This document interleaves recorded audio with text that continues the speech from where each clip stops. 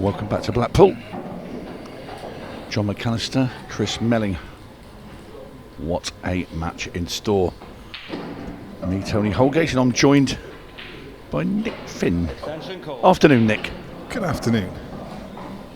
How's Tony? Oh, very well, mate. Very well indeed. Excellent. You've seen some good pools so far. I've literally just arrived, so... Well, I was on Eddie Barker earlier today, and then we had the Brian Halcrow, Ryan Fleming even. And Ryan was victorious in that. What a crack we've got here. A winner from event 4, was it, John McAllister? I think it was event 4. We're 5 and 6 this weekend, are we? No, would have been event 3, wouldn't it? Yeah. It was indeed. Yes. Playing against Chris Melling, who's freshly back from a lot of travelling. He's just flown in from China. I thought it's Saudi. Sorry, yeah, he went from Saudi to China. Did he? Yeah. He literally he was in Saudi playing in the World Championships, and then flew straight from there to China, playing in the Chinese tournament, and he's just flown back from China. Must have been a short tournament in China then. Yeah, pretty much. Yeah, I think I can't remember who he lost to now. So yeah, he was only there for 10 minutes, 2 or 3 days, I think, and it's some schedule. But, he'll be hoping that, if I remember rightly, the last time Chris did this and he came back from China, in the first event of the weekend, he was, I think it was probably event 1. He was absolutely horrendous in the first event, and then he won event 2. If memory serves me right, or he certainly got deep, made a final or something. I can't remember exactly, but it took him a couple of days to get going. But when he did, he was flying.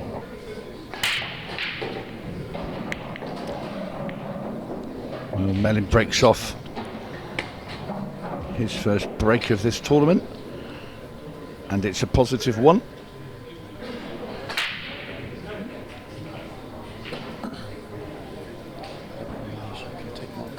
Yeah, Chris actually put up a post saying in the last 3 weeks he finished second in the Champions League, 9th in the World 9-Pool Championships, and 17th in the Joy Superstation. So yeah, he literally, that was a post that he put up yesterday. 2 days ago. Yeah, he put up a status saying he lost a phone, and here he is today. So. He's literally been on the plane, landed, and come straight here by the looks of things. Fair play. That's pretty much what Shane Thompson did as well. And old Nick here stalking the corridors of social media. Absolutely, yeah.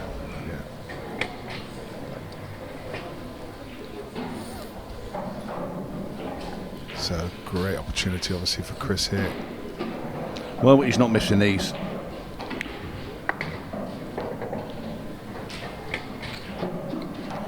Pretty straightforward now. Ball dropped into the centre. Yeah, the red is obviously guarded to the bottom right, so that's, I guess, the only consideration he just needs, and that's why he's gone across for this ball on the right hand side now, because he can then come back over for the ball on the left. Sorry, on the right hand side to take the 8 ball to the left. That's what I meant. A young Frenchman there. I would say young.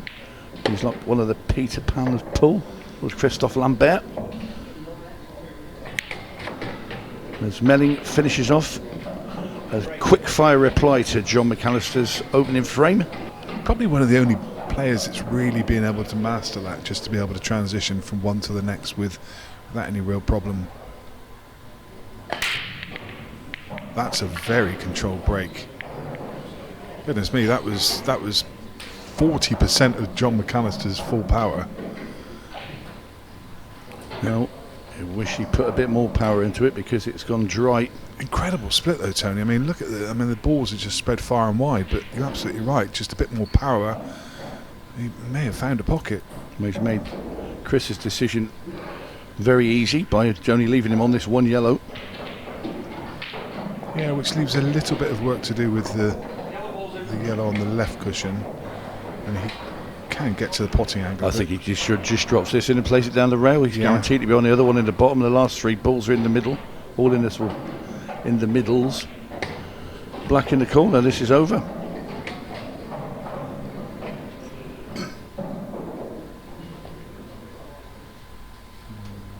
So he's going to sail this now gently down the rail.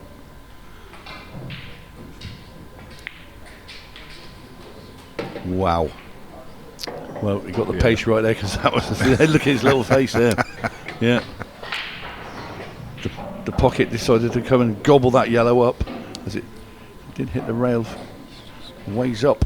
It's probably also worth mentioning this weekend will be the last event that we play on these tables in Blackpool, isn't it? I mean, obviously we've got the Worlds and then following straight after this, but then we're switching to the Rassons for the September event. Well, it'll be interesting to see if they're as receptive in those pockets as these, but once again it's Chris Melling with another quick fire finish after John McAllister's dry break.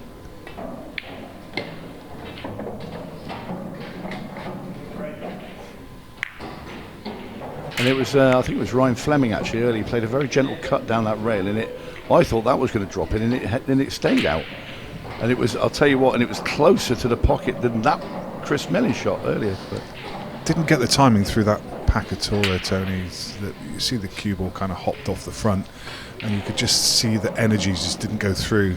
The 8 ball's just stuck where it is with a couple of balls around it, and as a result he's come up dry, and this will be exactly what John McAllister was looking for, because it was looking a little bit ominous if Chris could break and clear there, 3-1 ahead.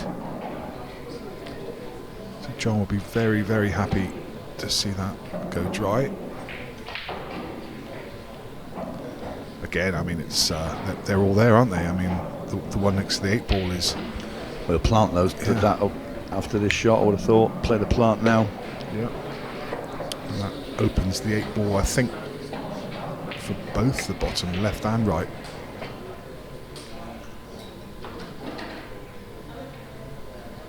I think he just came round to have a look now to see if the 8 ball would go past, and almost certainly does.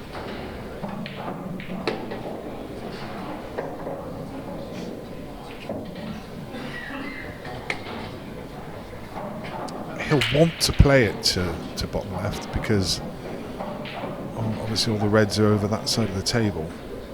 He doesn't want to have to come back across.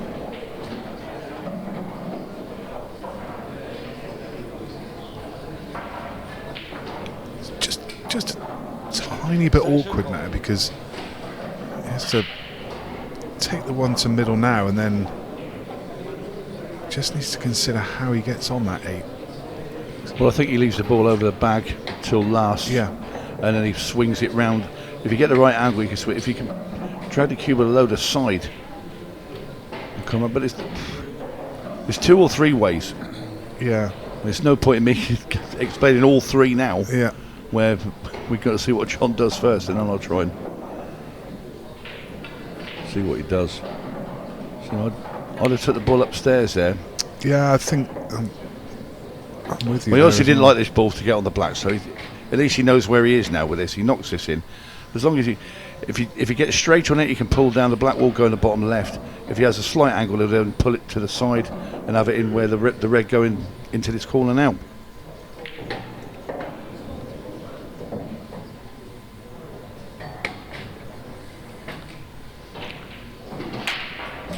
It's probably going to come.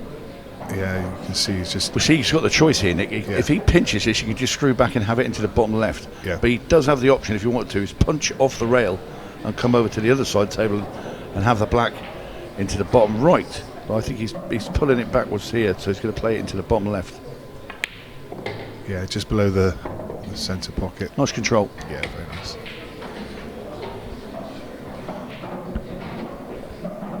And he's going to level things up, as you quite rightly anticipated.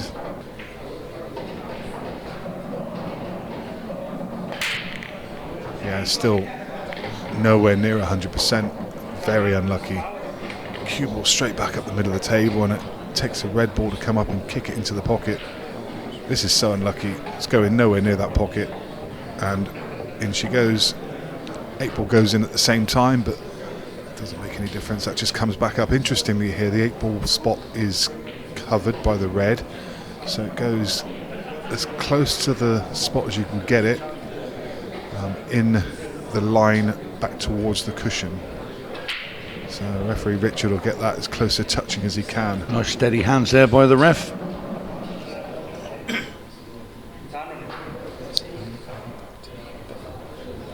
Maybe just the angle that cue ball is, but it doesn't look like it's straddling that line to me.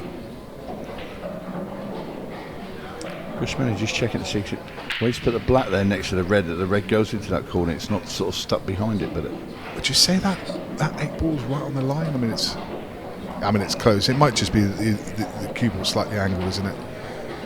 Maybe an optical illusion. That does make a difference, though, doesn't it? Yeah, because it does. You know, if it's a couple of mil across, then that red clearly goes. Chris is happy. He would definitely question it if he thought any different.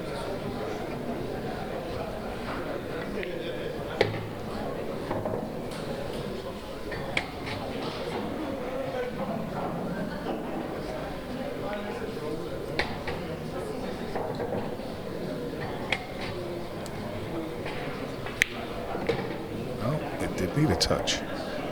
Interesting. The touch of a magician as well. Such great control Chris has. You know, just I know it all looks very easy in this end of the bit. He's actually played the way he played to bump those 2 balls apart. He knew exactly where he's hitting them and where they were going. Yeah. And that's a great thing about Chris Meling. Yeah, very quickly, sure. He's back in front. John's still not done much wrong. Got, a dry break and got kicked in off the last one. In fact, that was a dry break as well, wasn't it? That last one. Chris kicking up the power with that break. He's taken the lesson from John and he's given that a bit extra for sure. That's up there. That's probably about 90% of what Chris can do. Yeah, you see a little bend in the cue as he presses it into the cloth after the break. Just those red and yellow that's stuck together on the right hand side of the table has slowed Chris down. I think if they weren't stuck together, he'd have already been well on his way to finishing off this round. Yeah, definitely wants to go yellows here. There's a lot more yellows in the vicinity to be able to get an easy opener on reds, but the yellows were the obvious option because he's got 4 or 5 balls here that he can use to break out that problem. Whereas you look at the reds, he just doesn't have anything there to be able to break that out.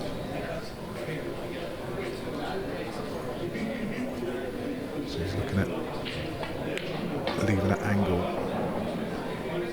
Probably off the next shot, I would have thought. Take this one to middle and leave the gap for the one to bottom left to kick off the bottom cushion and in behind it, do you think? Then at least he's still got those 2 balls in the middle of the table. He doesn't want to come down the table and back into them because he then can stick behind that yellow. So he's going to screw off one of the yellows straight into these, okay. I think. Not come out well. The risk that if you did play, say, the ball over the bag and running into it from the bottom where with the cue ball, like I say, if you break them apart, the cue ball can then stay behind that yellow and he's got no shot. Yeah. That's hence why he's gone into it that way. But it's not been great or kind to him. So he's going to try again. But that was always a nice thing about... He tried to knock it there, but he's hit it a little bit thick. Again, it was a nice thing about using the yellows because if he gets it wrong the first time, he's going to have 2, maybe 3 more bites of the cherry. The thing is, he's going to have to get it out before. It can't be his last ball because he's never going to get on the black. Yeah. Can he... I was going to say, can he try and land on it now? I think he can screw into the bottom rail and with a load of left-hand side. He's wow. it. Well, I didn't see that one coming. He's still got a bit of bother here, though, hasn't he, Tony? Yeah. I mean, he's got the one to middle, but how do you get back across? He's going to have to pull a rabbit out of a hat now. He's going to get this finish. And these are the kind of balls that can spit out as well. Very nice. But he's going to have to cue this beautifully well. McAllister waiting to see if he will get a chance in this frame. He's going to have to screw the cue ball back. This isn't about power, is it? It's about cue action. And there you see it. This is not a gimme. Probably about as good as he could have got, though, from where he was. Pick your line. Oh, goodness Wiped me. his feet, but that is a tremendous finish there from Chris Melling. Still not doing it, though. He's not. That's. I mean, he's had success, but that's probably. I mean, he's gone from probably 50% to 60%. That's about 70% of what he can but just do. look at the split. This It's delightful. You couldn't wish for a better split than this. I mean, that was the break that he's been looking for. Stunning. Timed it beautifully well.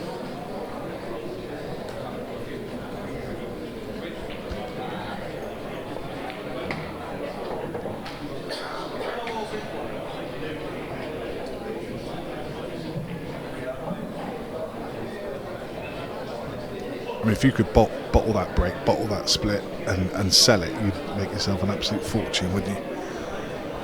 You would indeed.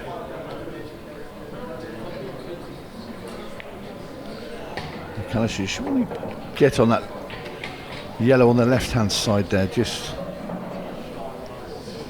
I was going to say tricky, but it's not too tricky. I mean, he's on it now, so he has to just drops that in. And to be fair, the only problem is where he's sport for choice, and he could go any way he wants.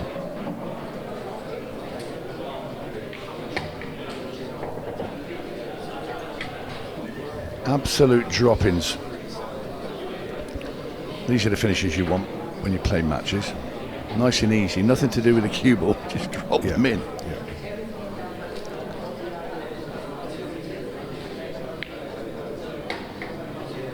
And this is exactly what John needed to do, just to get the pressure back onto Chris.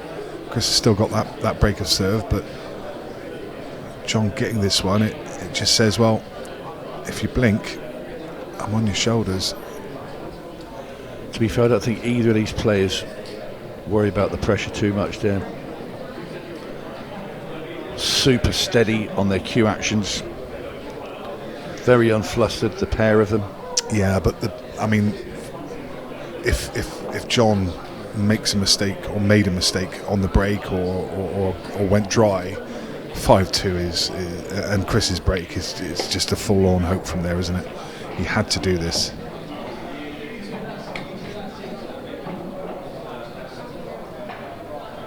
It's not so much the feeling of pressure, it's almost just that scoreboard pressure, just to say, look, I'm still in the game. Don't make a mistake because I'm here.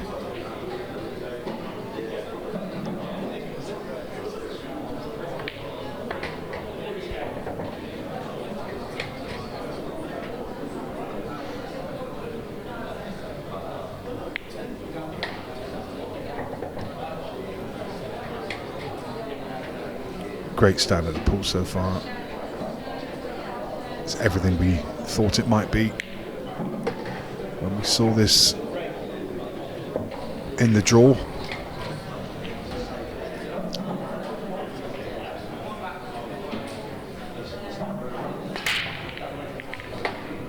What's another break?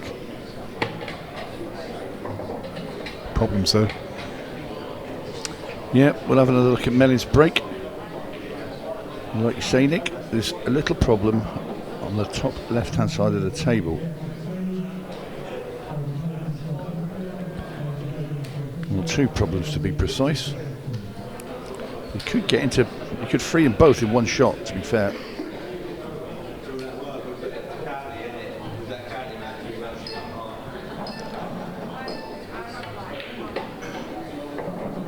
Oh, that's not a good start. He's come up short there, Meling. Wants to just glide that cue ball up and have the ball into the centre. Not sure he can get through to it now. No, I don't think he's got anything here, Tony. Unless if he can get through, wow. Maybe just can. No. Meling forced to play a containing shot.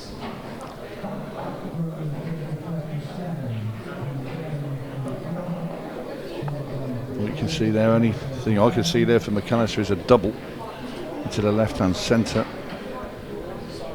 Yeah, and he is a very, very good doubler of the ball. Actually, if he makes that, it does open the frame.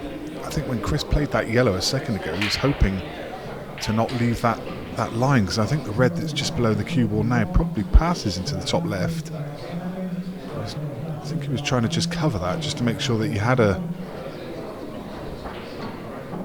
bit of a second prize. Well, obviously the red at the top doesn't pass the yellow either, does it? So that's also a problem.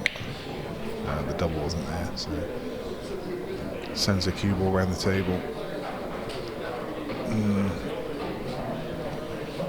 Not quite sure about that shot there from John McAllister. I think he's left the one to top right, hasn't he? And I thought playing the double, getting that red out of the way and trying to develop the balls at the top of the table, probably the best form of defence for John. Because now he's left Meling in with a chance.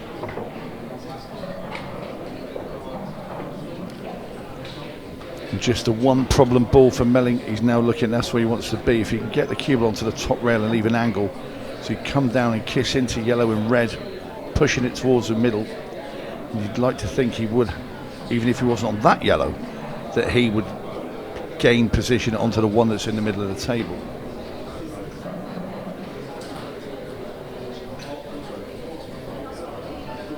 Extension call. He's trying to find his route to actually get onto the bottom rail, because he can't quite screw the cube. I mean, he could, but if he hits it too deep, he ends up too close to that yellow at the top. He wants to see if he could just plonk behind the red here, but it's a bit heavy. Now he's got to come off the rail with side. This is a harder shot. Also, you're going to get, because it's a skid off the rail, you're in danger of killing the pace of the cue ball.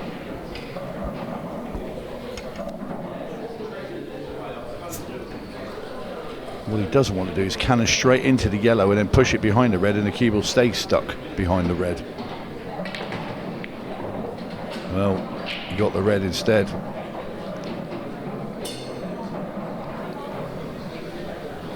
He won't be happy with that. Mr. Melling. There we are, a little shake of the head and a toss of the chalk. it's not even a nice place to double from, is it? It's No, and you feel he has to play it that way. yeah.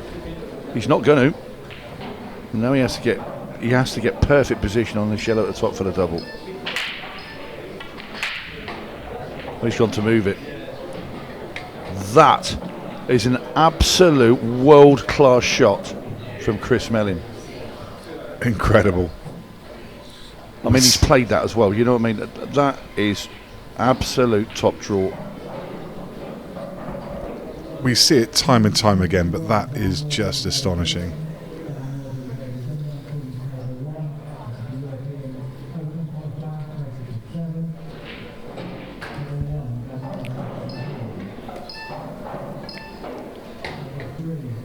Oh, needs that to hold. Oh, can he get through into the top corner? He just wanted a full nudge on that. And then when you consider the shot he played to move that yellow and how accurate that was around the angle, she'd have thought he'd have been on the black. I'm disappointed, Chris. He's never looking at the cut back into the middle, is he? McAllister unmoved by all that's going on. Surely not. Surely not. That is Oh the most my ridiculous finish I think I've seen for a long time. Chris Melling, take a bow. You will not see a player finish a ball, finish a table like that. I mean, that is Obscene, incredible. absolutely obscene. And on top of that, he's now restored his 2-frame lead. So Meling now 5-3 in front. And then McAllister comes up and breaks dry just to compound his misery.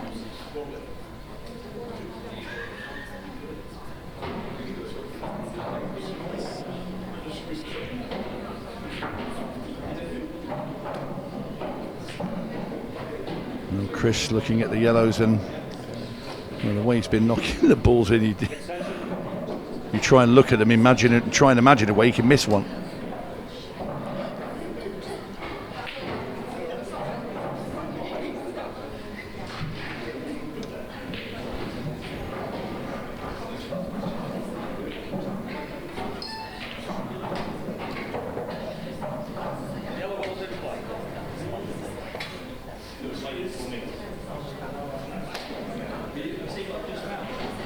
I was still shell shocked after that last finish, Tony. I can't get my head around that. It's just, I mean, the shot to develop the yellow was fantastic. Then the little cut back into the middle. I mean, I'm looking at that shot thinking, well, surely it either goes to bottom right, but maybe that was a bit in off, or it goes long to bottom left, but he cuts it in the middle. He loves it though, doesn't he? Yeah. Let's say that he loves it. And why wouldn't you if he can play like that? And I guess he played it that way to land on the 8, and then obviously he gets the 8 wrong and finds a ridiculous cut into the middle. I mean, amazing. Yeah, he's an incredible player. One of the greats. We're watching him live in action at his very, very best. When he's in this mood, how do you bet against him?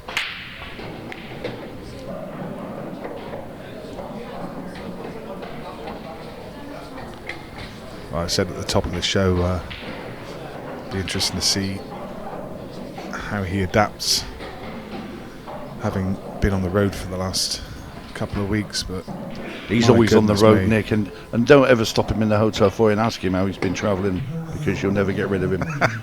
He loves it. He does. You know, he says, "Oh, I've had to travel in, I've had to travel there." Chris, you love it. Never mind giving it all that hard luck story. You're making a couple of quid as well along the way, bless him. Absolutely.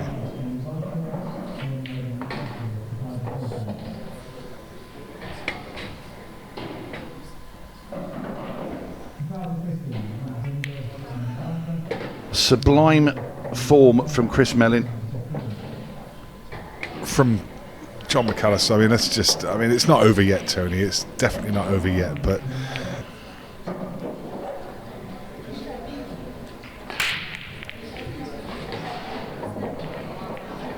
And he gets the ball off the break. Again, he's not going to get much to aim at or choose from.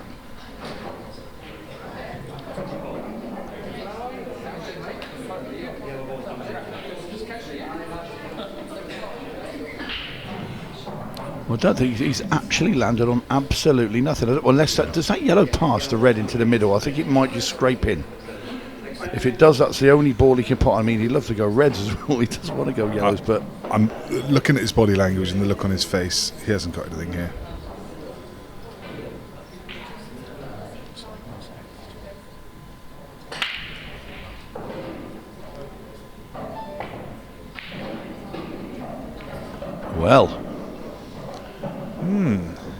well, it certainly wasn't easy, but is that the first miss from Chris? Yeah. Is it the first miss in the match at all? I'm trying to think where John's ever. Has John missed? No. I mean, can you even call that a miss? I mean, did it? We don't even know if it went. It didn't really. go in the pocket. Do you think it went? Yeah. No, I'm not. I know what you meant, Nick. Let me have a little bit of fun, please.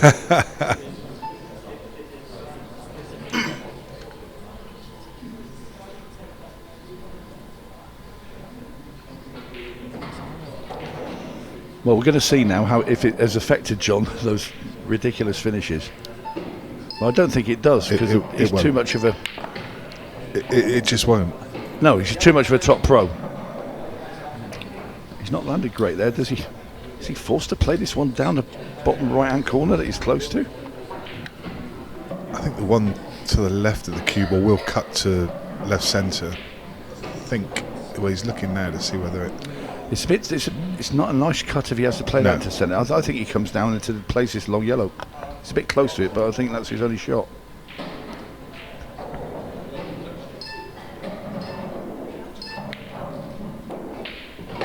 Yeah, well, John looks rattled, doesn't he? Yeah. Really rattled. I mean, he cued that. Brilliant shot. Cued that so nicely. When you're close to them like that, it's so easy to stab, and it's difficult to pick your angle. But just still cued it beautifully well. Yeah, well, I know what you're saying. You can sort of stab at them like that, and he just played a proper full shot with it, and that's perfect control. Just such a delightful cue action, though, isn't it? Tiny little unwanted flick there. Yeah, he's overrun. Can he still get through to the? I think you get through to the yellow one that's in the middle of the table, though, into the centre. I think, but it's not the order you wanted to go in. No.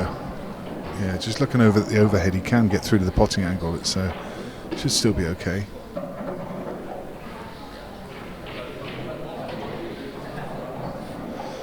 Bit of traffic to contend with as well. If he's going to play that yellow, just took his medicine and ran across into the. He's going to take the one long now. As you say, it's definitely not the order he wanted to take them in, and now his last ball needs to become the one that's near the left centre, but there's traffic. He wants to pot this and just screw into the gap of those two reds.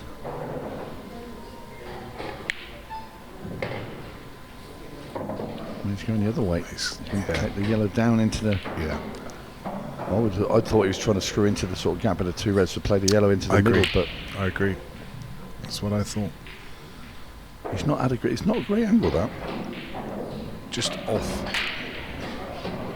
Another half a roll, he would have been perfect there. So he's going to reroute again.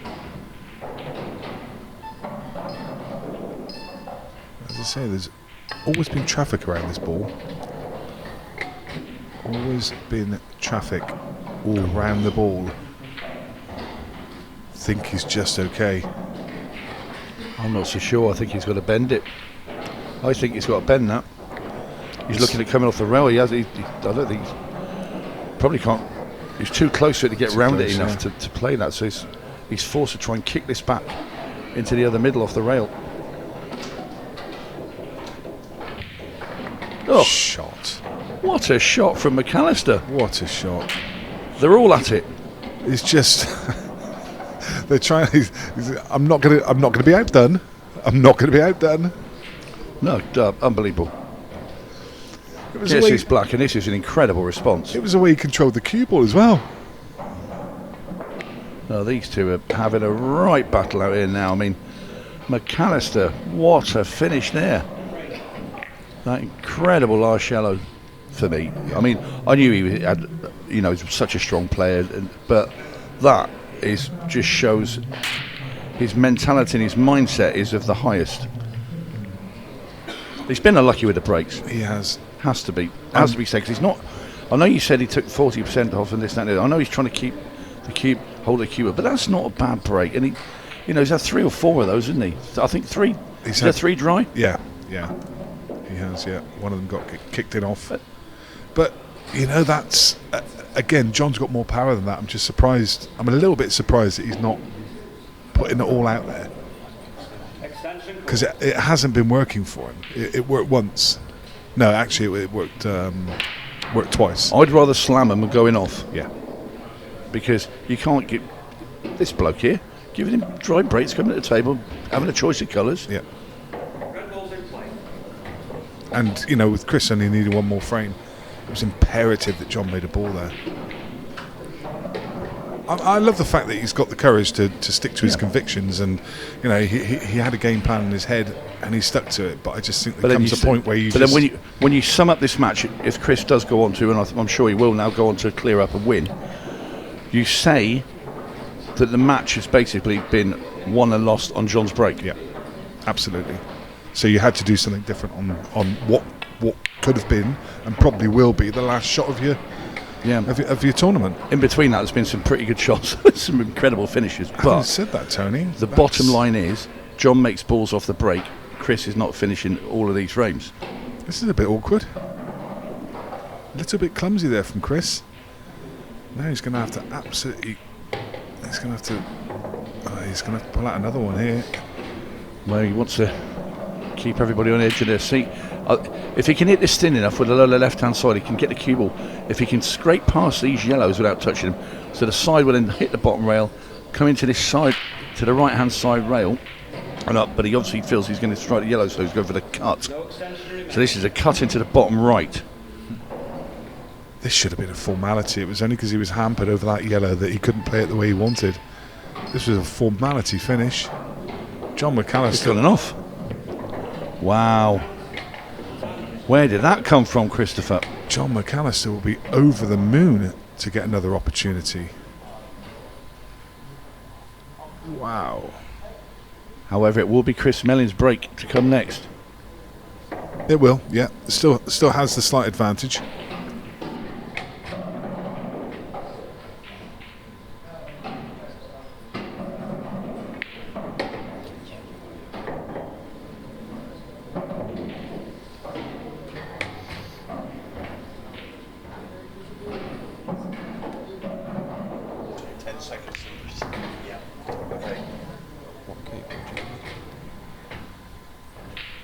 Very out of character for Chris Melling, but he does have that now and again. But he's trying to be too precise with the cue ball. I mean, he had to be precise, but it was always, they always sort of skid off those side rails, and he knows that. The thing is, 99% of the time, he recovers the situation so well because he just pots them off the chandeliers. So, there is the odd occasion where he just makes that little blunder, and it costs him the frame, and that's going to be the case here. And this was just because he ended up with hampered cueing on the cue ball on the top cushion. Had he landed just above that yellow, this clearance was an absolute formality. They'd have already shaken hands. Jamer would be out there interviewing the winner. Yeah. But there's still a question over it. McAllister in prime position now, and he's going to pull one behind Melling. And Melling's break's going to be key. It's been delightful so far. It's got to be said. It's been just. And that's just your description of working with me, Nick. Well, yeah, absolutely. I mean, I was just going to go on and say it's been perfection, and that is also describing you, Tony. So, Of course, yeah.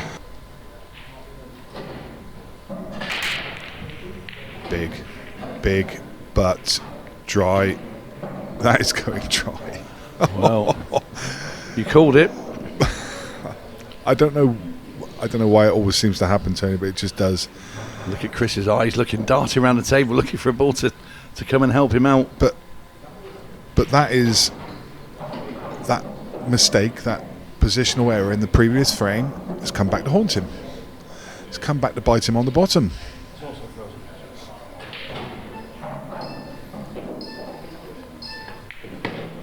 Red ball's in place.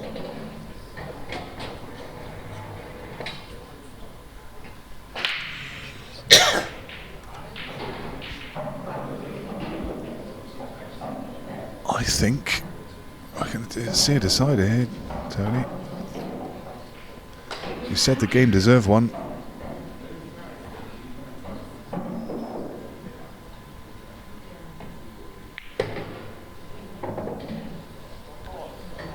Well, we can certainly rule out 6 red, because that's not happening with 13 and a half minutes on the clock. No. And only 2 frames, well, 1.5 frames to play. No. Both players would have to nod off in their chair for They the next would. 12 minutes. Not these two.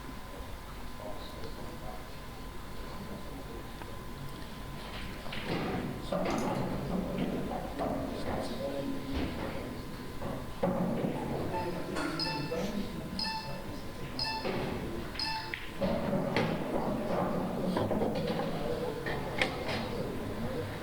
mean, we're administering last rights. There's still just a little bit of work to be done. He needs to get position on this red on the left-hand side cushion.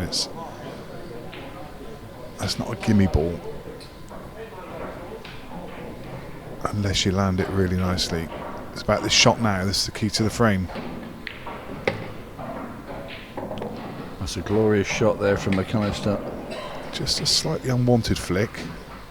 I don't know. I think it sort of slowed the white down a little bit. I don't mind that flick. I mean, you can pop that into the top left-hand corner. You can hold the cue ball. Yeah, just hold for the gap now, can't he? Between the 2 yellows. Just come across the mid-table. Could use the cushion if he wanted to, but I don't think he needs to. Yeah, he does use the cushion. I think his more favoured shot is more of a, a full swing, if you like, of a golf swing, rather than the gentle little. Because he could have held it, yes, but he just preferred to play it that way. The thing is now, is he a bit straight on this red? He'd loved a little angle, but I think there's just a touch of an angle there. Is he going to try and screw the cue ball up past the black ball for the red? I mean, this, we're talking, that would be an incredible position of shot to go through into the gap, you see, between the black and the yellow. That's pretty good. Yeah, excellent.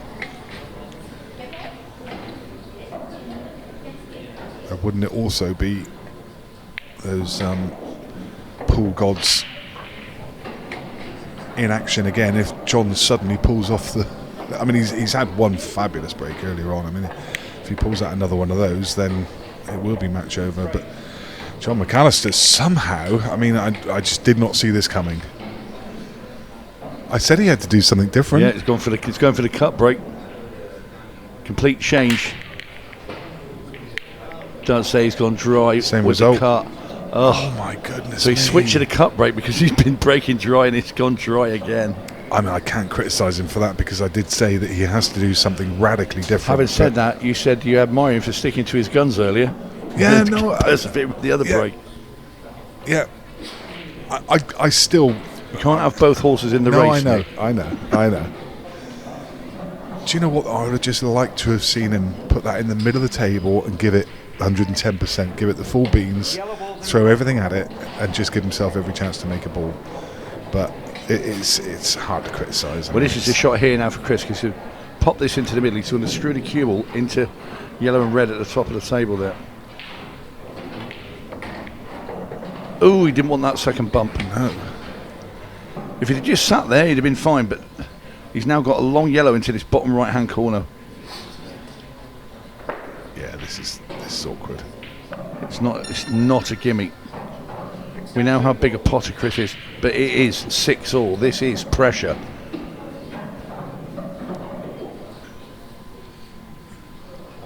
Just needs to give 110% to the shot. Drops it in dead weight. Trusting the table. That's beautiful. Not for me playing it that slow. I'd have missed it by about 10 foot. I mean, you're putting a lot of faith in the table there, hoping you don't hit a finger mark, hoping you don't just get a slight roll off. I mean, that's brave. Brilliant. Well, the thing now, he's going to have to give himself a very good angle on the last, or second to last yellow. He needs to be where the 8 ball is, really, isn't bottom he? rail to top rail. Yeah. Or top rail to bottom rail, should I say. Well, he's landed above, so there must be... He's got a slight angle, but this is going to have to be played with a load of power. Punch it all the way down the table. Missable too, at this power. He's not got there. No. He's come back too straight. Ouch. John McAllister must be sat there now thinking, I'm going to get a go at these reds to win the match. Or can Chris Melling pull out another unbelievable shot? That's not in. Ooh. Well, McAllister can now play the red into the centre bag, dead weight. Even if he misses it, you don't think he will. He's going to at least Chris and then a nasty snooker anyway. Yep. So he's got... It's nice because you know you can't leave Chris the frame up here. Yeah. So yeah, you kind of got a free go at it. It's a free go, yeah. It certainly takes the pressure off.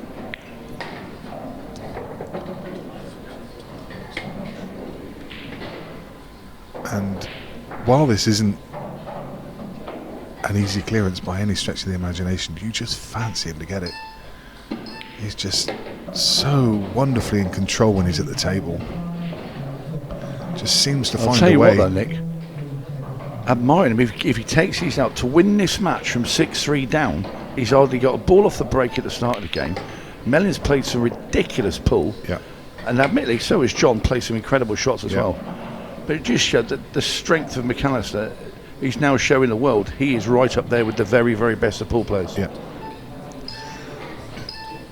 there's not many players for me that when they're at the table you just feel like you're in safe hands. He's one of those players that, you know, you'd hand him your cue if you had to have somebody playing for your life or for your house. Pots this and screws the red over the middle, does he? I thought he might screw back into that other red and just bump it over the middle because he could drop up onto the black. I mean, I'm being hyper. Yeah. Because this is still a bit of work to do. There is. He's got to go twice across the table. Ooh. Goodness me. Well, that's perfect. Just for a split second. Yeah, but he can pot this and screw into the side rail. Look, bit of spin. He's going to get the cue ball up where his hand is nearly.